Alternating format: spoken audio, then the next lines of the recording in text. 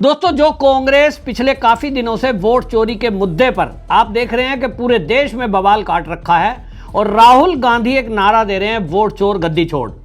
उन्हीं राहुल गांधी की पार्टी का प्रवक्ता पवन खेड़ा अब दोहरे कार्ड के मामले में फंसा है। वोटर कार्ड दो बनवाए हुए हैं। तो क्या अब यह कहा जाना चाहिए कि वोट चोर राहुल गांधी है और राहुल गांधी को अपनी पार्टी के पद से इस्तीफा दे देना चाहिए, सांसदी छोड़ देनी चाहिए, क्योंकि वो देश को झूठ बोलकर बरगला रहे हैं। वहीं दूसरी तरफ बीजेपी का आरोप यह है कि राहुल गांधी देश के अंदर अराजकता पैदा करना चाहते हैं। जिस तरह से देश के चुनाव आयोग पर राहुल गांधी और पूरी कांग्रेस समेत पूरी विपक्षी पार्टी सवाल खड़ा कर रही है, ये हमारे भारत की संवैधानिक संस्था को बदनाम करने का एक सोचा समझा एक षड्यंत्र है।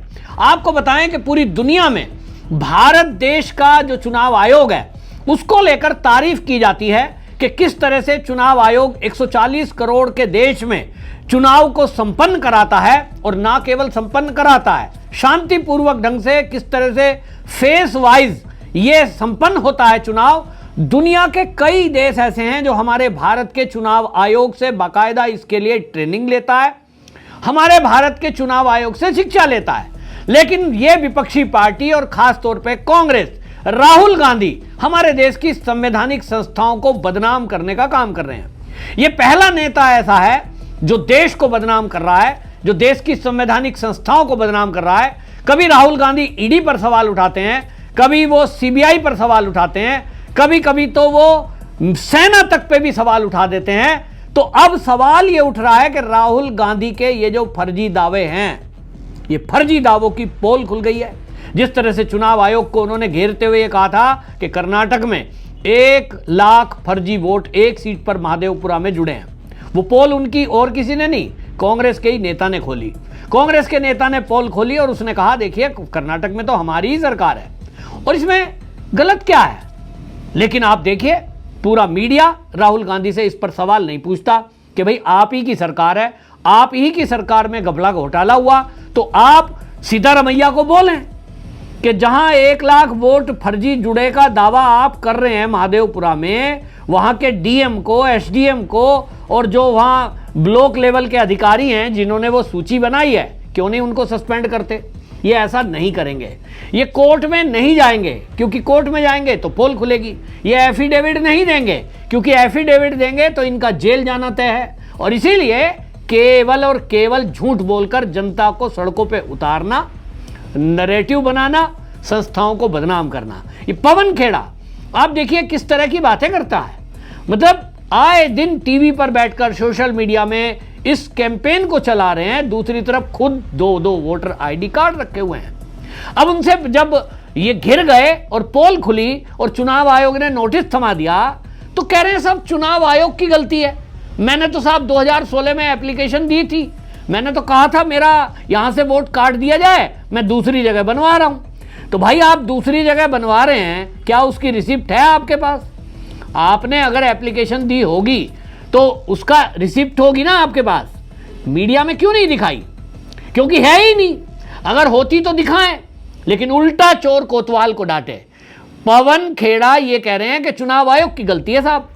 अरे भाई 2 कार्ड तुमने बनवाए, 2 एपिक नंबर आपके हैं, 1 नंबर अभी आपने सरेंडर नहीं किया, तो वो कट कैसे जाएगा? अगर कट रहा है, चुनाव आयोग अगर एसआईआर करा रहा है, बिहार में 65 लाख नाम कटे इसी तरह के, और चुनाव आयोग ने डेटा जारी किया कि 7 लाख ऐसे नाम थे जो डबल इंकित थे, यानी वो किसी और शहर में भी हैं और गांव के अंदर भी हैं। बिहार का एसआईआर हुआ तो 7 लाख फर्जी वोट ऐसे पकड़े गए जो डबल 2 कार्ड उनके बने हैं पवन खेड़ा की तरह। लेकिन पूरी कांग्रेस, आरजेडी सड़कों पे उतरी हुई है, हम एक भी नाम नहीं कटने देंगे। ममता बनर्जी सड़कों पे उतरी हुई है, एक भी नाम हम कटने नहीं देंगे। तो आप नाम कटने नहीं देंगे, डबल नाम जुड़े हुए हैं, 30 लाख मरे हुए के नाम बिहार में जुड़े हुए हैं, फर्जी रोहिंग्या घुसपैठियों के नाम जुड़े हुए हैं, और आप नाम कटने नहीं देंगे। चुनाव जिस दिन हो जाएगा बिहार का, यही कांग्रेस, यही आरजेडी खड़े होकर कहेंगे देखो बिहार में चुनाव हुआ, वहां तो 65 लाख फर्जी वोट थे। अब किसी का भी उदाहरण दे देना कि देखिए ये नाम है, जैसे राहुल गांधी ने कहा, देखिए 2 जगह है। राहुल गांधी खोल रहा था ना अपनी पीसी करके, प्रेस कॉन्फ्रेंस में राहुल गांधी ने जिन बंदों के नाम लिए, एक बंदा तो वो सामने ही आ गया जिसको बताया गया कि वो उत्तर प्रदेश का रहने वाला है, लखनऊ में भी नाम है उसका, मुंबई में भी नाम है, बेंगलोर में भी नाम है, वो तो सामने आया और उसने कहा कि देखिए जो मेरे ऊपर फर्जीवाड़े का आरोप लगाया जा रहा है, मैं तो पहले लखनऊ में था, फिर वहां से नौकरी करने मुंबई गया, मेरा नाम काटा, चुनाव आयोग ने नहीं काटा। भाई SIR होगी तभी तो नाम कटेगा। पवन खेड़ा, पूरी कांग्रेस, राहुल गांधी उस युवा को दोषी बताकर बीजेपी को घेर रहा था और यह बताने की कोशिश कर रहे थे कि यह बीजेपी का कार्यकर्ता है, बीजेपी ने इस तरह से 2-2, 3-3 जगह वोट बनवाई हुई है। लेकिन अब खुद पवन खेड़ा फंसा है और यह खाली एक पवन खेड़ा फंसा है। मैं तो अब चुनाव आयोग को कहूंगा कि ये जितने भी कांग्रेस के कार्यकर्ता हैं इनकी सूची इकट्ठा करे, वीडियोग्राफी से कैसे जरिए से पता लगे कि कौन कौन कांग्रेस से जुड़ा है और उसको पता लगाया जाए कि कितनी जगह इनके वोट हैं। तो पवन खेड़ा जैसा व्यक्ति अभी इसमें और कई निकलने वाले हैं, ऐसी उम्मीद लग रही है। लेकिन ये हैं नैरेटिव बनाने वाले और इस तरह से नैरेटिव बनाकर चुनाव आयोग पर प्रहार करने वाले, जो अब खुद फंस गए हैं। अब चुनाव आयोग ने जिस तरह से नोटिस जारी किया है, पवन खेड़ा को कहा है कि आप अपना जवाब दीजिए कि आपके पास 2 वोटर कार्ड कैसे हैं, 2 एपिक नंबर कैसे हैं, 1 सरेंडर अगर किया है तो जवाब लगा दो उसमें कि साहब 2016 में हमने तो एप्लीकेशन दी थी, चुनाव आयोग को आप गलत ठहरा रहे हो, तो उसका प्रूफ दो। और अगर ये प्रूफ नहीं हुआ तो निश्चित समझ लीजिए कि राहुल गांधी विपक्षी पार्टी का नेता है, नेता प्रतिपक्ष हैं वो सदन में, लेकिन पवन खेड़ा बचने वाला नहीं है। मेरी बात नोट कर लो, FIR दर्ज होगी पवन खेड़ा के ऊपर। और अब क्योंकि ये अपराध है, भारतीय कानून संविधान जिसकी कॉपी लेकर राहुल गांधी दिन रात वो लाल किताब लेकर घूमता है, उसी संविधान में यह लिखा है कि यदि भारत में किसी भी व्यक्ति का 2 जगह पैन कार्ड बना हो, 2 जगह वोटर कार्ड बना हो, 2 जगह 2 उसके आधार कार्ड बने हो, डुप्लीकेसी के आरोप में वो बंदा जेल जाएगा। तो जो कांग्रेसी चुनाव आयोग पर सवाल उठा रहे थे वो खुद अपने जाल में फंसे हैं और अभी फंसेंगे। और मैं चुनाव आयोग को कहना चाहता हूं इस वीडियो के माध्यम से, और आपसे मेरा आग्रह है कि इस वीडियो को ज्यादा से ज्यादा शेयर करें ताकि ये मोदी जी तक पहुंचे, चुनाव आयोग तक पहुंचे। चुनाव आयोग को मैं कहना चाहता हूं कि राहुल गांधी ने खुलकर आप पे आरोप लगाया कि कर्नाटक की महादेवपुरा में 1 लाख फर्जी वोट जुड़े। भाई इसी को मुद्दा बनाओ और उस सीट पर चुनाव आयोग को कहना चाहिए कि जो भी अधिकारी थे, क्योंकि राहुल गांधी ने कंप्लेंट की है, कांग्रेस की वहां सरकार है, इसकी जांच बिठाओ और अगर ऐसा एक्चुअल में हुआ है सारे अधिकारियों को सस्पेंड करो, BLO जो हो उनको सस्पेंड करो, सस्पेंड नहीं जेल भेजो, जो SDM था, DM था, उन सबको जेल भेजिए, उनके खिलाफ केस दर्ज करिए, क्योंकि राहुल गांधी ने अपनी ही सरकार पर आरोप लगाए हैं। भारतीय जनता पार्टी ढीली, मैं समझ रहा हूं ढीली है, वरना तो इसी मुद्दे को उठा लेती। मैंने तो पहले भी कहा है कि कर्नाटक के मुद्दे पे ही कांग्रेस को घेरना चाहिए था, बीजेपी को ऐसा करना चाहिए था। लेकिन बीजेपी के नेता हैं, उनको लगता है हमारे पास मोदी है, योगी है, इन्हीं के नाम पे चुनाव जीत जाएंगे, हमें मेहनत करने की जरूरत क्या है, मुझे ऐसा लगता है।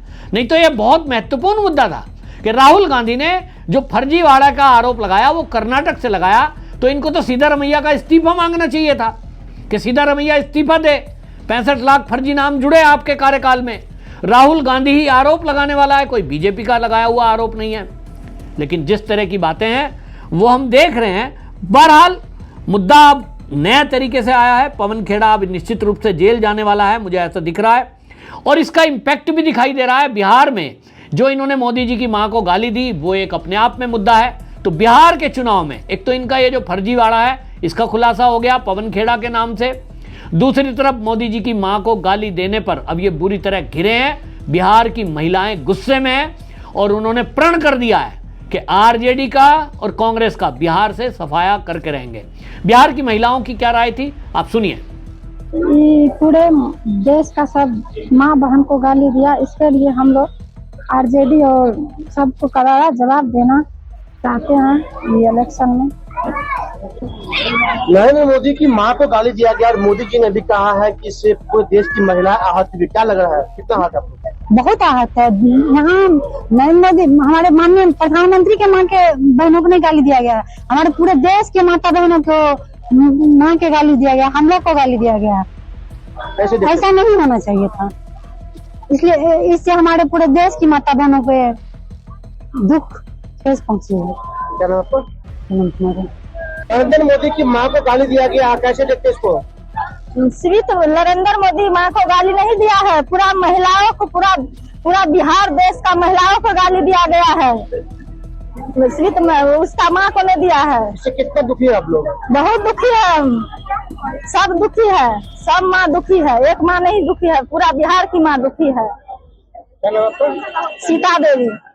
जिस तरह आरजेडी के और कांग्रेस के मंत्री नरेंद्र मोदी की मां को गाली दिया गया था, आज तमाम लोग आप लोगों ने मोदी जी को सुना है। तो मोदी जी ने कहा कि जिस तरह मेरी मां को गाली वो नहीं दिया गया है, वो पूरे भारत के माँ बहन को का अपमान है। कैसे देखते इसको?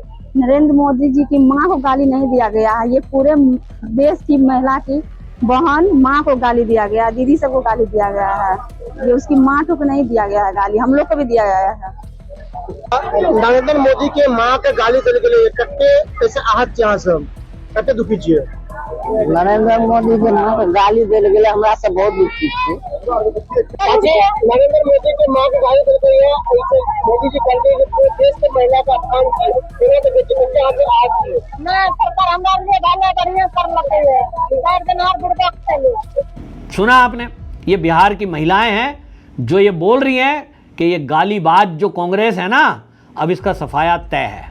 आपकी इस पर क्या राय है कमेंट में जरूर लिखें, और जैसा मैंने आपसे आग्रह किया वीडियो को शेयर जरूर करें ताकि ये वीडियो देश में जाए और पता चले कि कांग्रेस किस तरह का षड्यंत्र कर रही है। वंदे मातरम।